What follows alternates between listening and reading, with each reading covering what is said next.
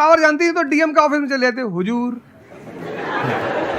इसको बेचारे को बताएं, नेता देखा, मेंबर ऑफ पार्लियामेंट देखा, क्या पैर छू लिए, तेरे फूफा है? नहीं नहीं भैया नहीं भैया सांसद जी हैं। सांसद जी हैं तो क्यों पैर छू रहा है? तो पावर इस असलियत में इस देश की जनता के पास है, क्योंकि वो जानती नहीं है, इसलिए तुमको इनके पास इनको काम करने का अधिकार है। ये है the right to work, the right to implement. लेकिन चूंकि जनता अपने अधिकार को नहीं जानती तो तुम्हें दूर से दिखाई पड़ता है कि अरे आप बेटा कंफ्यूजन से बाहर आओ, ठीक है? और ग्लैमर मत देखो। आप बेसिकली पावर नहीं देख रहे हो, आप ग्लैमर देख रहे हो।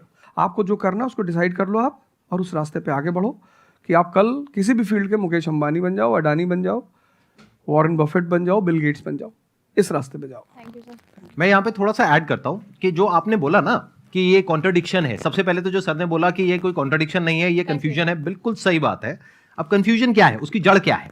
आप क्या कर रहे हो, आप बस हम लोगों की बातें सुन रहे हो। यहां से मैंने कुछ बोला, इन्होंने कुछ बोला, दोनों अलग अलग स्टैंड पॉइंट है। मतलब इस दुनिया में आर्ट्स भी है, साइंस भी है, कॉमर्स भी है। अब आप कहोगे अब तीनों में कॉन्ट्रडिक्शन है। अरे कॉन्ट्रडिक्शन नहीं है, अलग अलग लोगों के लिए अलग अलग स्ट्रीम्स है। डिपेंड्स अपॉन कि आपकी प्रेफरेंस क्या है, आपकी प्रायोरिटीज क्या है। तो आपको तीन चीजें देखनी पड़ेंगी, एक अपना पास्ट, अपना प्रेजेंट और अपना फ्यूचर।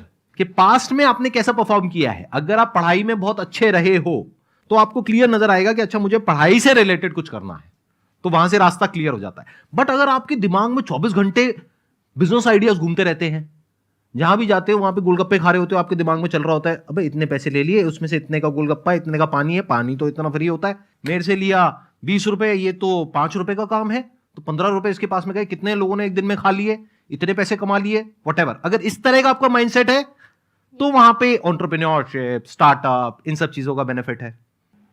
तो हर रास्ता हर एक के लिए नहीं होता है। तो ये आपको कैसे समझ आएगा? अपने पास्ट को देख करके। दूसरा, अपने प्रेजेंट को देखो कि आपके पास में क्या रिसोर्सेज हैं। सोचने से क्या होता है, आपको ये भी तो देखना पड़ेगा आपके पास में क्या रिसोर्सेज हैं।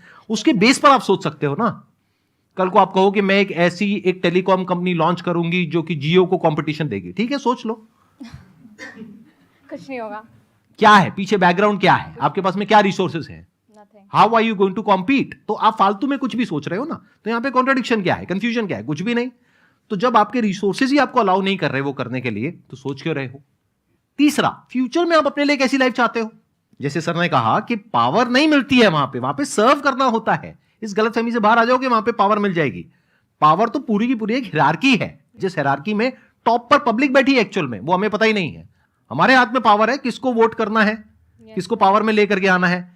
फिर उनकी पावर के अकॉर्डिंग आगे पावर का डिस्ट्रीब्यूशन होता है, पॉलिसीज का डिस्ट्रीब्यूशन होता है, फिर उसको इंप्लीमेंट करना होता है। तो आपको देखना है कि आपको एग्जैक्टली लाइफ में चाहिए क्या है। कि अगर आपका माइंड है बहुत ज्यादा क्रिएटिव, कि आपको हमेशा दिमाग में आइडियाज घूमते रहते हैं कि कुछ अजीब करना है, कुछ अलग करना है, ये करना है, वो करना है, तो फिर वो रास्ता आपके लिए नहीं है। क्योंकि वहां पे आपके पास में पावर नहीं है, रिस्पॉन्सिबिलिटी है। But once you go in the entrepreneurship space, वहां पे रिस्पॉन्सिबिलिटी नहीं है, वहां पे पावर है, पावर टू क्रिएट। अब आपको देखना है कि एट द एज ऑफ 42, 48 आप किसके जैसा बनना चाहते हो। अगर एक टीचर बनना चाहते हो तो ये रास्ता है। उसके अलावा जिन्होंने यूपीएससी को क्रैक किया है उन लोगों को आप लाइफस्टाइल देख सकते हो। वैसे बनना चाहते हो, बहुत बढ़िया। मेरे जैसा बनना चाहते हो, बहुत बढ़िया। किसी और के जैसा बनना चाहते हो, बहुत बढ़िया। बट किस बेस पर? अपनी पर्सनालिटी को देखो ना, क्या लाइन हो रहा है। सर एक्चुअली आपका सेशन देख के मैं पब्लिक स्पीकिंग सीख रहा हूँ। तो कॉन्फिडेंस बढ़ाने के लिए जो आसपास के स्कूल है ना, स्कूल क्लासेस जो है उनके पास मैं जाता हूँ बच्चों को थोड़ा सा ये करने के लिए। तो मैं जाके वहाँ पे रश्मि रथी सुनाता हूँ, मेरे को आती है थोड़ी थोड़ी, तो मैं वो सुनाता हूँ। छत्रपति शिवाजी महाराज के बारे में सुनाता हूँ। तो उन बच्चों का मैंने थोड़ा नोटिस किया, तो वो क्या कह रहे थे मुझे कि सर जो टीचर है अभी जो सिखा रहे वो बस सब्जेक्ट के बारे में बताते हैं और बोरिंग तरीके से सिखाते हैं, ना कोई एक्स्ट्रा कुछ एक्टिविटी नहीं करवाते, कुछ नहीं करवाते। और जब ऐसा कोई एडिशनल गेस्ट आता है जो कुछ एडिशनल सिखाता है तो उनका माइंडसेट थोड़ा चेंज होता है कि सामने वाले टीचर से भी वो वही एक्सपेक्ट करते हैं। तो मुझे कभी कभी लगने लगा है कि मैं जाके गलत कर रहा हूँ, या वो टीचर का, वो स्टूडेंट का देखने का नज़रिया बदल रहा है, तो वो वहीं से वो एक्सपेक्ट कर रहा है और उनका मन वहीं पे नहीं लग रहा है वो सब्जेक्ट में।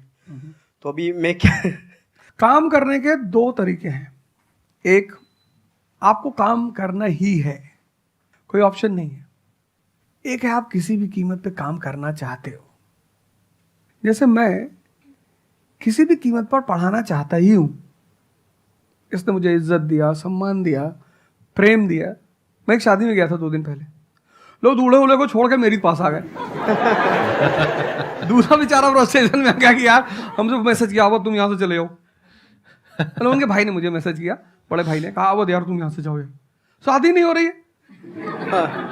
मतलब वो द्वार चार वगैरह सारा प्रोग्राम था, वो सब बाहर हो जा सर। तो हमारा जो देश का शिक्षक है उसके मन में कोई मोटिवेशन नहीं है कि वो क्यों पढ़ाए। जैसे हमारे घर मामा आए, हमारे उनके आने पे हम बड़े खुश होते थे कि मामा आए। क्यों? क्योंकि हमें पता था कि ये जब जाएंगे तो पैसा देके जाएंगे। इस देश के शिक्षक को, सरकार को कुछ ऐसा करना चाहिए कि उसके मन में एक मोटिवेशन हो कि 6 बजे का स्कूल है वो सुबह 4 बजे पहुंच जाए। कुछ ना करे इस देश की सरकार, सिर्फ उनको वीआईपी का दर्जा दे दे। फिर आप देखना, पैसा तो कौन नहीं कमा रहा है, शिक्षक सम्मान चाहता है। तो मैं अपने टीचरों से पुराने मिलता हूं, तो जैसे कहीं मिल गए वो सड़क पे, मैं खड़ा हो गया, रोक दिया सब, हाँ सर, अब पैर चले, तुरंत ऐसे सीना उन्हें चौड़ा कर लेते हैं कि हमारा बच्चा है जी। शिक्षक एक दुनिया की ऐसी लॉबी है जिसको सम्मान चाहिए। आप लोग कहीं भी अपने पुराने टीचरों को मिला करो, ठीक है, हो सकता है उन्होंने आपको कभी मारा हो, डांटा हो, कुछ बोला हो, लेकिन अब आप उनको थोड़ा सम्मान दे दिया करो, उससे बड़ा उन्हें फील होगा। हमारे देश के शिक्षकों के पास इनर मोटिवेशन की कमी है। कुछ लोग हैं जो इंडिविजुअल मोटिवेटेड रहते हैं, वो करते हैं कई सारे टीचर, लेकिन वो इंडिविजुअल, कुछ लोग होते हैं ना जिनको अपने धर्म का एहसास होता है, उनके लिए वो ड्यूटी नहीं होती, वो धर्म है उनका। तो वो तो जैसे भाई आप जाके आप धर्म के रूप में कर रहे हैं, 2-4 टीचर और भी कर रहे हैं, 10 टीचर और भी कर रहे हैं, लेकिन सरकार को टीचरों को कुछ तो ऐसा करना चाहिए कि उन्हें फील हो कि नहीं यार ये हमारा देश है, ये हमारे बच्चे हैं, हमें इनको बनाना है और ऊपर उठाना है। तो अगर सरकार कुछ ऐसा कर देगी ना, सेल्फ मोटिवेशन दे देगी, अरे फिर तुम देखना इस देश के टीचरों को। सर इसमें आपसे बात करते करते ना मेरे माइंड में एक सॉल्यूशन आ रहा है, क्योंकि एज एन एंटरप्रेन्योर मेरे माइंड में सिस्टम्स एंड प्रोसेसेस घूमते हैं। मतलब मेरे माइंड में ये घूमता है कि कैसे एक प्रॉब्लम है उसको सिस्टम में कन्वर्ट कर दिया जाए, जो कि वो काम अपने आप हो जाए।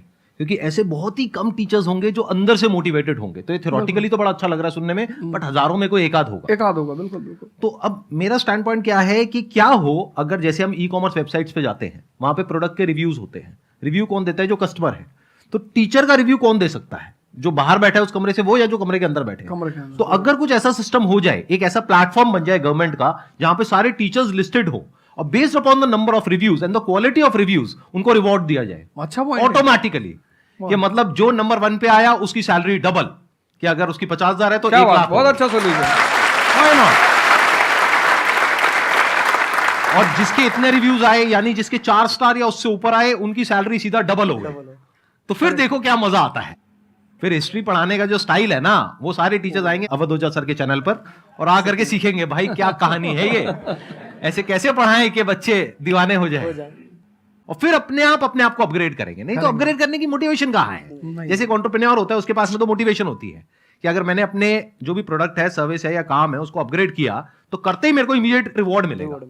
जैसे सेल्स टीम में अगर आप कहीं पर काम करते हो, कितने लोग सेल्स डिपार्टमेंट में है, अलग अलग कंपनी में जो जॉब कर रहे हैं, तो सेल्स में इंसेंटिव का एक सिस्टम होता है। तो वहां पर क्लियर पता होता है कि मैंने ये टारगेट अचीव किया तो ये है। तो एक क्लियर कट टारगेट होना चाहिए which is measurable, not theoretical but actual, objective not subjective. कि ऑब्जेक्टिव एक टारगेट होना चाहिए in terms of numbers which can be calculated and a transparent system जहां पे स्टूडेंट्स वोट करेंगे और जो टीचर्स जीतेंगे पूरे इंडिया लेवल पे या स्टेट लेवल पे, उनको बुला करके जो हमारे देश के प्रेसिडेंट हैं या प्राइम मिनिस्टर हैं वो आकर के रिवॉर्ड देंगे। Yes sir.